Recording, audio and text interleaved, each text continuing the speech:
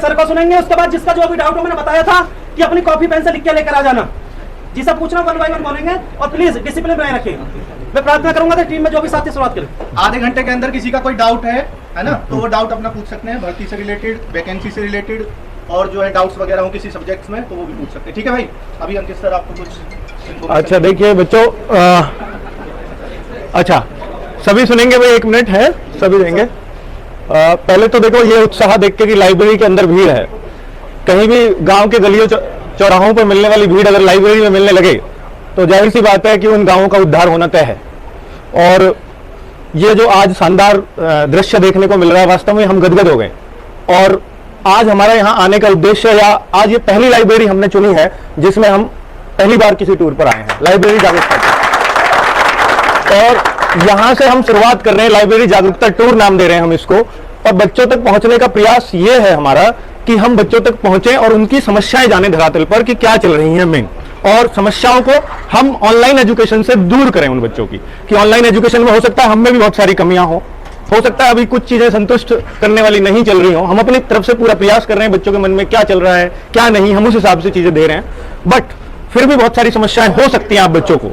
हम जानेंगे अपनी कमियों को कि हम क्या कमी कर रहे हैं जिससे आपको समस्या हो रही है, या कोई और आर्थिक समस्या है, किसी को किसी भी तरह की, बुक्स की, कोर्सेज की, कोई भी।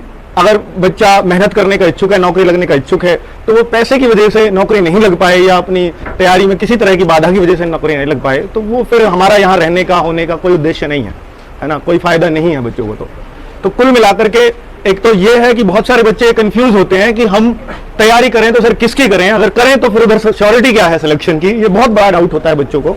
और अब मुझे लग रहा है यहाँ पर जो बच्चे हैं इस क्षेत्र के, स्पेशली यूपी पुलिस और दिल्ली पुलिस को टारगेट करके चलते हैं, जो मैं मान के चलता हूँ, ठीक है। और अब चूंकि पिछली बार 2 भर्तियों से यूपी में बहुत सारा बच्चा लगा है, तो अब यूपी की तरफ डाइवर्ट होने लगा है बच्चा। उससे पहले हमारे क्षेत्र में सिर्फ दिल्ली पुलिस ही जानी जाती थी। अगर मैं 2013 से पहले देख लूं तो यूपी पुलिस को कोई जानता तक नहीं था, कौन किसी गांव से एक आध मिलेगा। 2013 से पहले सोच के देखो, आपके गांव से यूपी पुलिस में किसी, बहुत सारे गांव से बच्चे होंगे यहाँ पे, तो पता करके देखो यूपी पुलिस में कौन था। इक्का दुक्का 2-3 मुश्किल से मिलेंगे पूरे, है ना। लेकिन अब जो जागरूकता आई है, यूपी पुलिस में कुछ भर्तियां बहुत अच्छे तरीके से हुई हैं, और पिछले टाइम में तो बहुत अच्छे से सारा काम हुआ है। और आपके गांवों से जिन भर्तियों में जरूर बच्चे लगे होंगे, और उनको देख करके ही, देखिए सबसे ज्यादा असर तब होता है जब हमारे आसपास से बच्चे लगने लगे। अगर हमारे आसपास से आईएएस बनने लगेंगे तो निश्चित तौर पर हम आईएएस की तैयारी पर ध्यान देते हैं। हमारी तरफ से जब कांस्टेबल बच्चे बनते हैं हमारे आसपास से, तो हमें कांस्टेबल का ही मन करता है। परिवार में से एक सदस्य की नौकरी लगने से 5 लोगों की जिंदगी सुधरती है, ये मान के चलो। और इसी जागरूकता के चलते मैं यहाँ आया हूँ।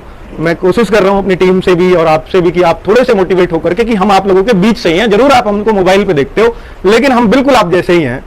इसमें कभी भी इस तरह का नहीं है कि भाई हम बहुत बड़े ऊंचे उस पे बैठे हैं, सोफा पे, एसी में, हर दिन रात। हम बिल्कुल खेतों में काम करके पले बड़े हैं। हम भैंसों की धार, मैंने 4-4, 5-5 के दूध निकाल के जो है दूधिया को बेचा, ठीक है। तो इसमें तो ये बातें मैं इसलिए बता रहा हूं ताकि आपको लगे ये काम ही तो हम करते हैं, यही काम आप करते हो। तो कोई भी कब किसके कितने अच्छे दिन आएंगे कुछ नहीं पता होता, ठीक है। और अच्छे दिन लाने वाले अपने लिए सिर्फ आप हो। अपने घर की, अपने परिवार की सारी उम्मीद सिर्फ आप पे टिकी हुई है, अगर वो आपको मौका दे रहे हैं। अगर जब भी आपको डिमोटिवेशन लगे पढ़ाई से, तो एक बार अपने मम्मी पापा का संघर्ष देख करके उसको याद करना कि वो किस तरह से आपको पढ़ा रहे हैं और कैसे उम्मीद कर, ठीक है। और सबको एक सपना तो जरूर देखना चाहिए। पापा का सपना ये जरूर होता है अपने गांव में ये बताना कि मेरा बेटा वहां नौकरी कर रहा है। मम्मी का एक सपना होता है कि बेटा अपने लिए, उसके लिए, मतलब उसका बेटा कुछ उसके लिए कपड़े लाए, या उसको पूछे कि मम्मी क्या चाहिए। मम्मी को अगर आपने पूछ लिया मम्मी क्या चाहिए, मैं वो लेके आऊंगा अपनी नौकरी से, वास्तव में उस माँ के लिए इससे बड़ी कोई बात नहीं हो सकती, ठीक है।